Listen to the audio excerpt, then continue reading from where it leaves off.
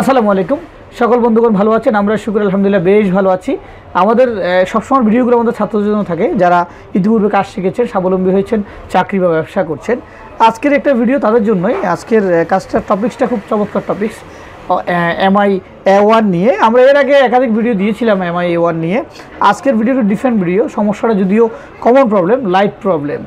তো আশা করছি এটা আমরা আজকে ভালো করে সলিউশনটা দেওয়ার চেষ্টা করব যাতে করে আপনারা কাজটা করতে পারেন। তো আপনারা দেখছেন আমাদের এখানে দুইটা বোর্ড আছে। আমি দুইটা বোর্ড রেখেছি সহযোগী হওয়ার জন্য, যাতে করে আমরা প্রবলেমটাকে আমরা ভালো করে ফাইন্ড আউট করতে পারি।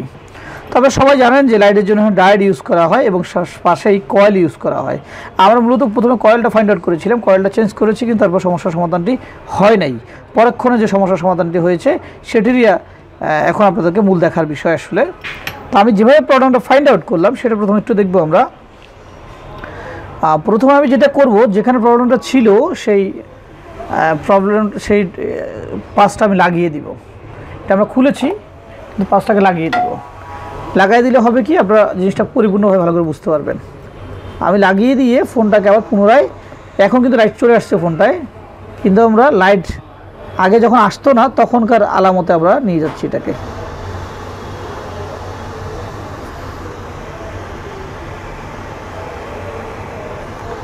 আমরা যে কম্পোনেন্টটা আমরা ফাইন্ড আউট করছি সেই কম্পোনেন্টকে আবার তার নিজস্ব জায়গায় ফিক্স করে দিচ্ছি।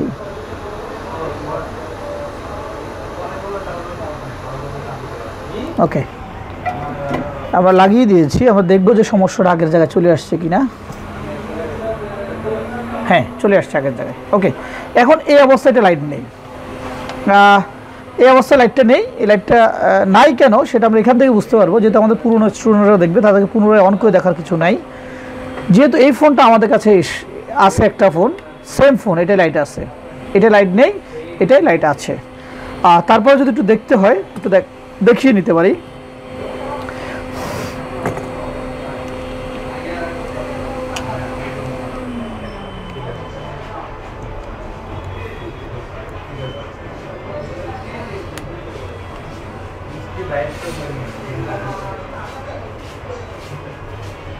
দেখুন রান হয়েছে কিন্তু লাইট নেই।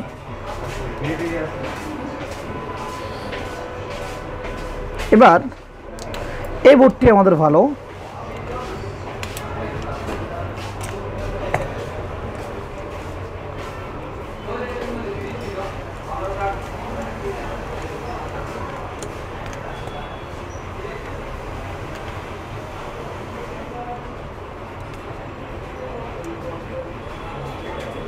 দেখুন লাইট আছে। তাহলে আমরা এই বোর্ডের যে লাইনগুলো আমরা চেক করেছি তার মাধ্যমে কিন্তু ফাইন্ড আউট করতে পেরেছি সমস্যাটা কোথায়। আপনাদেরকে ঠিক সেই জিনিসটা আজকে দেখাবো আমরা, যে কীভাবে আমরা এই লাইনটা শনাক্ত করতে সক্ষম হলাম। আচ্ছা, প্রথমেই আমরা চলে যাব, আমরা নেগেটিভ সেন্সের উপর ভরসা করব। যেহেতু পজিটিভ সেন্সে সব জায়গায় সেন্স দেখাবে, সেক্ষেত্রে নেগেটিভ সেন্সটা আমাদেরকে সহযোগী হিসেবে আমাদের কাজ করবে। তো আমরা মিটারকে রেখেছি X100-এ, দেখা যাচ্ছে কি? ওকে, তাহলে আমরা ভালোটি আগে মাপার চেষ্টা করব। প্রথমে আমরা কয়েলের সাইডে মাপলাম, দেখুন সেন্স দেখাচ্ছে কত, 200 থেকে 100 ওহমসের মাঝখানে। ওকে, এরপর ডায়োডটা চেক করব, তাতেও দেখুন তাও 100-র মাঝামাঝি। এবার চেক করব আমরা এই পাশটা, দেখুন এই পাশটা একদম নীল, কোনো রকম সেন্স নাই। ঠিক এখান থেকে আবার এই ক্যাপাসিটিটা সেটাতে মাপবো, সেম নীল। আচ্ছা, এটা ভালোটা চেক করে ফেললাম। এবার আমরা খারাপটা চেক করবো। আসলে প্রথমে আমরা এখানে মাপলাম, দেখুন ডায়োড কিন্তু ফুল শর্ট দেখাচ্ছে এখানে, এই কয়েলের জায়গাটা। তারপর ডায়োড মাপলাম, এখানেও শর্ট, এখানে মাপবো, এখানেও শর্ট, পুরো সেক্টরটাই শর্ট আসলে। আচ্ছা, এবার যদি আমরা ক্যাপাসিটর এখান থেকে রিমুভ করি,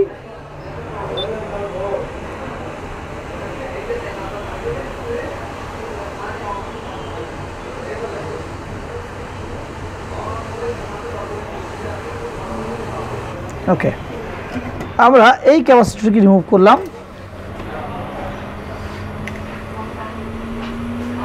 এবার দেখুন এখন কত ট্রেন আপ দেখাচ্ছে, এটা কমবে যেহেতু বোর্ডটা গরম। সেই জন্য মনে রাখবেন যে কখন লাইন্স মাপার সময় যদি বোর্ডটা গরম থাকে বা হট থাকে সেক্ষেত্রে কিন্তু একটু সময় নেবে।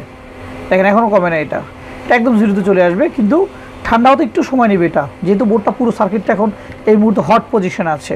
হট পজিশনে লাইনগুলো বরাবরই ওভারসেন্স দেখাবে।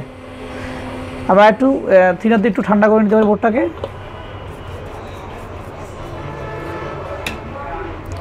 এবার দেখব, দেখুন আমাদের এই পাশের সেন্সটা ইতিমধ্যে কমে আসছে, সেম 50। এই সেন্সে আমরা দেখুন আমরা নন সেন্স প্রথমে ওমস নিয়ে এরপর ছেড়ে দিয়েছি নীল, তাহলে এটার সাথে আমাদের এখন সামঞ্জস্য একই। প্রবলেম হচ্ছে কোথায়, এখানে যে ক্যাপাসিটরটি আছে আমাদের এখানে এখন এই ক্যাপাসিটরটি নেই। মূলত এই ক্যাপাসিটরটির এই প্রান্তে গ্রাউন্ড এবং এই প্রান্তে লাইনার সেন্স শর্ট হয়ে যাওয়ার কারণে দুই প্রান্ত এটা ওভার সেন্স হয়ে গিয়েছে, যার কারণে মূলত লাইনটা সমস্যা হয়েছে। এবার এটা রিমুভ করলাম, এবার দেখবো যে লাইটটা আসছে কিনা।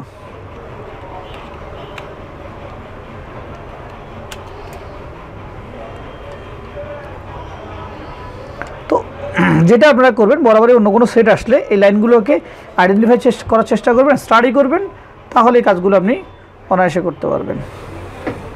ওকে, তো আবার আমি একটু ডায়াগ্রাম করে রেখেছি পরবর্তী সময় আমাদের কাজে লাগার জন্য। সেটা হচ্ছে আমরা যেভাবে বুঝালাম, এই পাশটাকে আমরা কয়েল হিসাবে শনাক্ত করেছি, এটাকে আমরা কয়েল হিসাবে সি দিয়ে কয়েল হিসাবে শনাক্ত করেছি, এবং কীভাবে লাইনগুলো কত সেন্স দেখাবে। সেন্সের এখান থেকে 200 বা 100 রেঞ্জের মধ্যে থাকবে কয়েলের এই প্রান্ত এবং ডায়োডের এই প্রান্ত বা ডায়োডের অপর প্রান্ত, যেখানে আমাদের একটা অ্যারো আছে, ডায়োডের সাথে অ্যারোটা থাকে, সেই অ্যারোর পাশটা একদম সম্পূর্ণ শূন্য শূন্য হবে, এবং নিচে যে ক্যাপাসিটর, সেই ক্যাপাসিটরে এই রাউন্ডটা 0 0 দেখাবে, এই জায়গাটায় গ্রাউন্ড থাকবে। এবং দেখেন শর্ট ছিল, আমরা লিখে রেখেছি এই প্রোগ্রামটা, যেহেতু এখানে আইডেন্টিফাই করেছি। এবার শেষ করার পালা। তো দেখলেন যে ফোনটি আমাদের কাছে লাইট ছাড়া আসছিল, সেই ফোনটি এখন লাইট আসছে। এটির আমরা যে বিল করেছি সেই ক্লায়েন্টের সাথে আমাদের বিল হয়েছে 1 থেকে 1,500 টাকা। 1 থেকে 1,500 টাকা একটা উপসাইড কাজ করে আপনি উপার্জন করবেন, স্টাডি করবেন না, তা তো হতে পারে না। তো বারবার একটা কথা বলি, আপনার হাত দ্বারা যাতে কোনো ফোন নষ্ট না হয়, সর্বোচ্চ চেষ্টা করবেন ফোনটি ভালো করার জন্য। যেমন আরেকটা বোর্ড যেটা আমরা অ্যারেঞ্জ করেছিলাম, আমাদের নিচের দোকানে সফটওয়্যারের কাজ হয়, সেখান থেকে এই ফোনটি আমরা অ্যারেঞ্জ করেছি। অন্য সামহ যে কোনো ফোন রিপেয়ার করতে দিয়েছেন, আমরা ওখান থেকে জাস্ট ফোনটা এনে লাইনটা আইডেন্টিফাই করেছি।